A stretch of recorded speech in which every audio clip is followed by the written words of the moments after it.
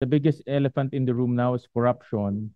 I'm sure you've seen this slide too, Carla. Commissioner Nepomuceno, yung State Department tags Philippine Customs as corrupt, calls for reforms. Yes, sir.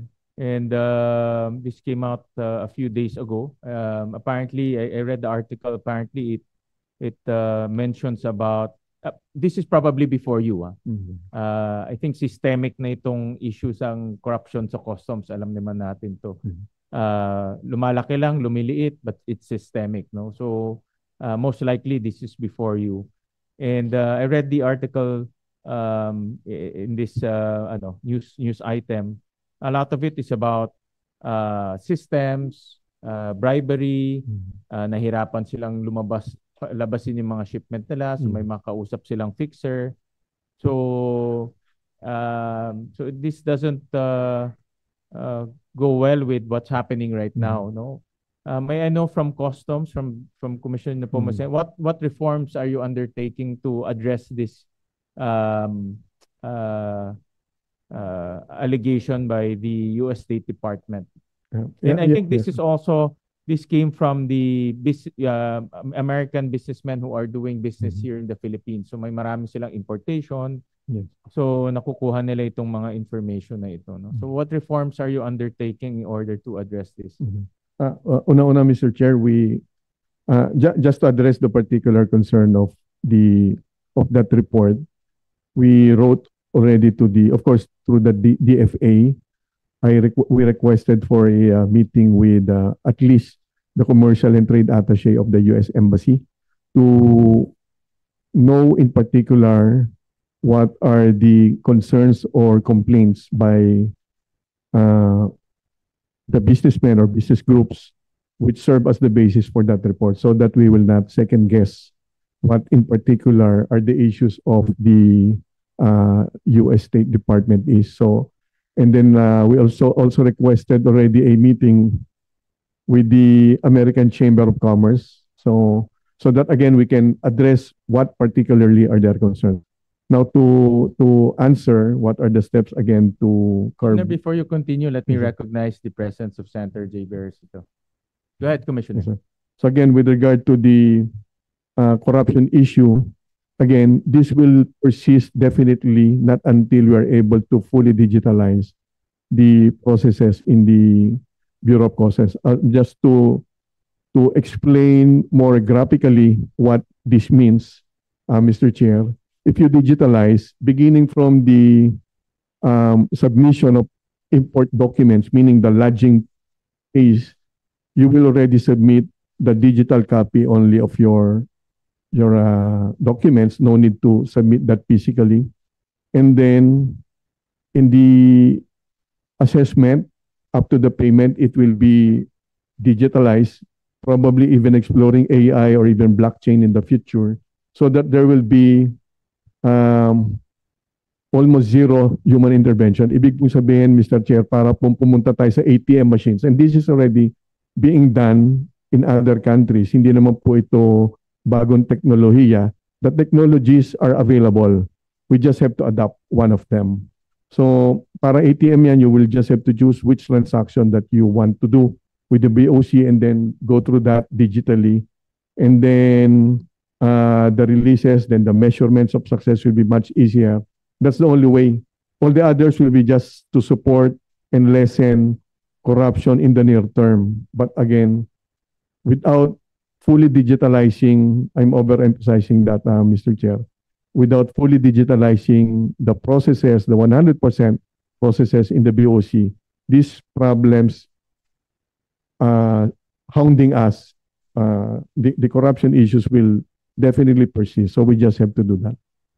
Fully support your call for digitalization, Commissioner Nepomuceno. In fact, that's the only way. Yeah. Na wala naman ibang paraan to eliminate corruption in the customs, BIR, and other agencies but to digitalize, no? Reduce or eliminate human intervention. In fact, I had the opportunity of visiting yung sa Singapore, yung kanilang customs facility. Nung pumunta ako, walang tao. I don't know if you've been there, but wala talagang tao. And nagulat nga ako eh. Akala ko mali na puntahan ko. Pero apparently, everything there is paperless and digitalized. And they really eliminated human intervention. You just go there to, well, if you have a problem, but everything is done online. Tama po. Yeah. Tama po. So my question is that included in your budget? Because if that is the solution, that should be included in your budget. Sinama po namin sana dun sa request for additional again, Hindi kasama sa tier 1, tier 2, diba? Yan ang priority. dinatna na po namin yung NEP when we came in. Okay. So, okay. yung, sorry, but yung pong paghahabol, yung... Bakit hindi linagay ng predecessor mo? Dapat common sense na yan na ilagay niya na doon kasi digitalization yan. I'll just... Maybe different priorities. Sige. Baka po kasi, ganito po, to be fair with my predecessor, kasi po yung mismong CPS, yung Customs Processing System, nagkaroon po yan ng legal entanglement because way back 2015 or 2016, somebody already won fair and square. Wala pa naman, hindi po kami, yung nanalo po doon sa bidding na yon, nagdemanda because the contract that was supposed to be awarded to their company was canceled. Naturally, it was understandable that they would sue the BOC. Then the case dragged on until today. So to be fair with the former commissioner, probably baka nakita nilang maybe futile. I'm just guessing kung ba't hindi po nila nilagay po. But that's the probable explanation po. Mr. Chair, on that note, we have seen ito yung nagiging problema natin with our quest to digitalize sa LTO. Yan din ang naging problema. No, I think it's almost similar na yung computerization provider supposedly kinasuhan din, no? Kaya tumagal yung yung kanilang program for digitalization. And I think 2015 pa ito, Commissioner, no? Tama po. So, ganun din ang nangyari. Yung winning bidder, kinasuhan, nag-TRO. So, ilang taon yung nawala sa atin na Mr. Chair, that's almost 10 years.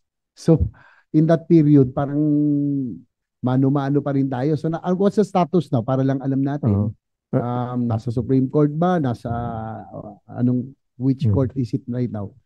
Tama po. Pending pa rin yung ang peculiarity po nitong project na to, Mr. Chair, Senator JB, yun pong nanalo dyan, of course, propose a technology that as of today, obsolete na po yun. So this goes beyond legal issues na po.